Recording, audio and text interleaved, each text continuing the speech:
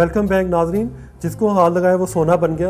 इस दफ़ा देखते हैं कि यूसुफ साहब ने अपने कौन सा नया टैलेंट लेकर आए। मेरा ख्याल बहुत इस्टेब्लिश तो हो चुकी हुई है, उनको लोगों ने टीवी पे देखा भी है और गालिब की शायरी की तरफ लेके आप और इकबाल जैसे मुश्किल शायर को आपने गवाया। तो मुझे कुछ इसके ऊपर रोशनी डालें कि ये किस तरह से मुमकिन हुआ और ये बच्ची आपने कहाँ से पकड़ी और कहाँ तक ये पहुँची और कैसे इसको इस तरफ लेके आना काफ़ी मुश्किल मसला जो है ना। बड़ी मेरी प्यारी बेटी है हिना, और ये मैं आपको बताऊं कि ये शायद अब मुझे इस तरह लग रहा है कि मेरी जो डेस्टिनी है ना, ये मुझे लीड कर रही है, ठीक है। क्योंकि ना मैं एक ट्रेंड म्यूजिशियन हूँ, ना मैं कोई लिरिसिस्ट हूँ, ठीक है। दी ओनली थिंग दैट मुझे जो इसका जवाब मैं हमेशा इस तरह ये देता हूँ कि अल्लामा इकबाल ये कहा करते थे कि ना मैं शायर हूँ, ना मैं फ़िलासफ़र हूँ और ना ही मैं कोई आलिम हूँ।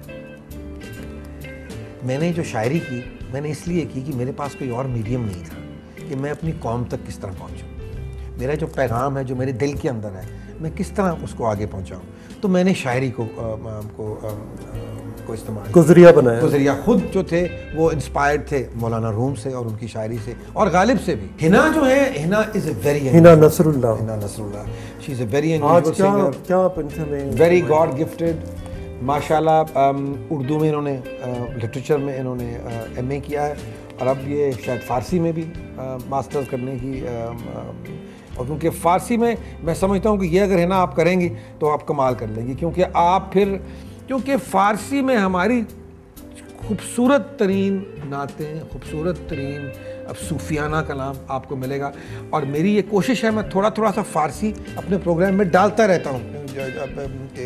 मैं समझता हूँ कि जितना हम फ़ारसी के नज़दीक जाएंगे हमें अपनी रूट्स के नज़दीक जाएंगे।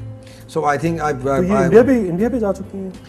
इंडिया अभी इनका एक बहुत बड़ा एक इनकी प्रोग्राम की ऑफ़र है और अब देखें लेट्स सी। मैंने इनसे पूछा कि आप फिल्मी गाने गाएंगे तो कहने कि नहीं मैं सिर्फ सूफियाना कलाम गाना चाहता हूँ, तो उन्होंने इसीलिए ही बुलाया है इनको।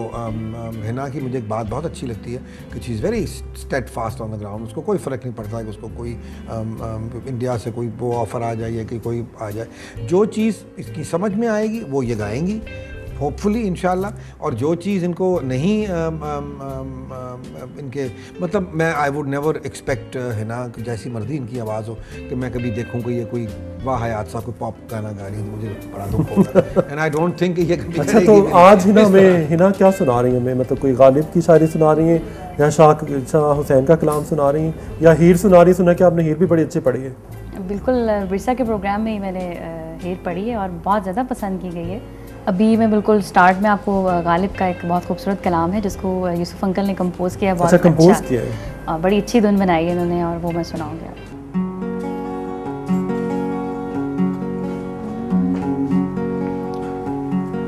दाइम पड़ा हुआ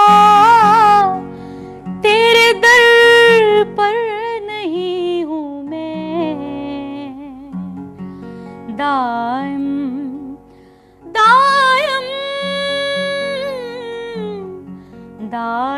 पड़ा हुआ तेरे दर पर नहीं हूँ मैं,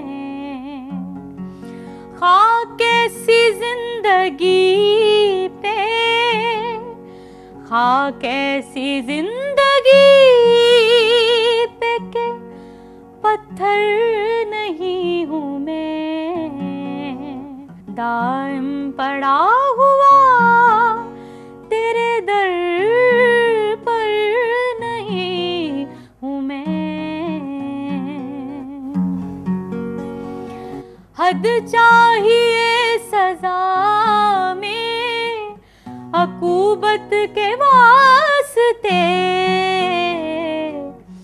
आखिर गुनाहगार हूँ काफिर नहीं हूँ मैं, दाइम पड़ा हुआ तेरे दर पर नहीं हूँ मैं, खाके सी जिंदगी पे, खाके सी जिंदगी पे के पत्थर नहीं हूँ मैं।